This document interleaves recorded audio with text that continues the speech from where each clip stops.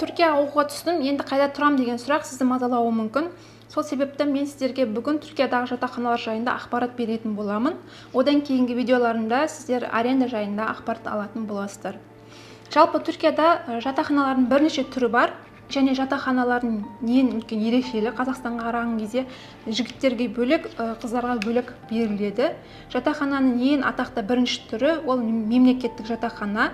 Мемлекеттік жатақхананы кайка деп атайды. Және де ең үлкен плюсы бұл жерде бағасы болып табылады. Көп жағдайда грантқа түскен студенттерге беріледі. Және де егер орын қалатын болса, заявка тастап бұл жатақханада тұруыңызға болады. Үлкен плюстардың бірі кружоктар болады бесплатно, оның ішінде пилатес, йога, шахмат, би деген секілді әртүрлі кружоктар ұйымдастырылады, соған қатыссаңыз да болады. Кейбір жатақханаларда спорт салоны болады. Және минусына келетін болсақ, бұл жатақханада кейбір кезде тамақтары сіздерге ұнамауы мүмкін. Және де орын саны өте көп болады қыздардың, ұлдардың, иә.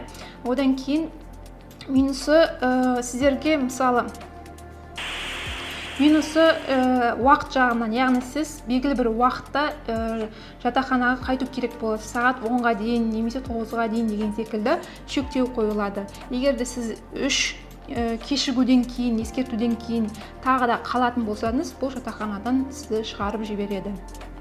Екінші жатақхананың түрі частный жатақханалар. Бұл частный жатақханалар қалаға және условиясына байланысты бағалар өзгеріп отырады. Кейбір жатақханада тамағымен бірге берілсе, кейбір жатақханада тамақсыз сізге бағасын ұсынатын болады. Кейбір жатақханалар мысалы машина сізді өнерге апаратын, алып келетін арнайы сервистер болады. Оның бағаларын қайдан білсек болады дейтін болсаңыздар, Google-ға арнайы частный жатақханалар деп жазатын болсаңыз, түркше сол жерде почтасына жазсаңыз болады, болмаса сайттан көрсеңіз де болады бағаларын. Және де болмаса WhatsApp-тан, болмаса домашний телефонмен звондап бағаларын біле аласыздар. Бұл жердегі көп жағдайда жатақханаларда 10 айға контрактіге отырасыз. Жатақханаларда депозит деген болады. Яғни 1 айдың ақшасын алдын ала алып қояды. Мысалы, сіз 10 ай тұратын болсаңыз, бірінші айдың және депозитті алады. Кейбір жатақханалар бірдестен 10 айға төле дейді. Кейбір жатақханалар 5 айға бір төле, одан кейін 5 айға бір төле деп айтады. Кейбір жатақханалар ай сайын бөліп отыруға мүмкіндігін ұсынады. Бұны ескеріңіздер, айтпақшы, частный жатақханаларда кейде 6 күн тамақ беріледі, кейде 5 күн тамақ берілуі мүмкін. Бұл частный жатақханалардың минус жағы. Үшінші жатақхананың түрі вакфлар деп атайды. Бұның көп деген түрі бар. Плюсы да, минусы да бар. Енді плюс жағына келетін болсақ, мемлекет тарапынан 50% көмек көрсетіледі. Яғни, мысалы, жатақхананың бағасы 40 мың теңге болатын болса, 20 мың теңге мемлекет тарапынан төленсе, 20 мың теңге сіз төлейтін боласыз. Таңғы асы, кешкі асы ішінде болады. Одан кейін аптасына 7 күн тамақ беріледі. Бұл вакфлардың тағы минус жағына келетін болсақ, бұл жерде арнайы өздерінің шарттары болады. Яғни бұл жерде қысқа киім киюге болмайды, кешік келуге болмайды, кешікпесе алдын ала ескертілу керек.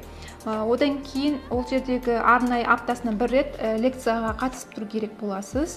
Ол лекцияларда әртүрлі тақырыптар қозғалады. Енді бұл жатақханаларда көп жағдайда алдын ала орын алынбаса, тез таусылып қалу ықтималы бар. Жатақханаға байланысты тағы да басқа сұрақтарыңыз болатын болса, комментарий жазып кетіңіз. Болмаса мені WhatsApp дайректке жазсаңыз да болады. Уақыттарыңызды бөліп қарағандарыңыз үшін рахмет.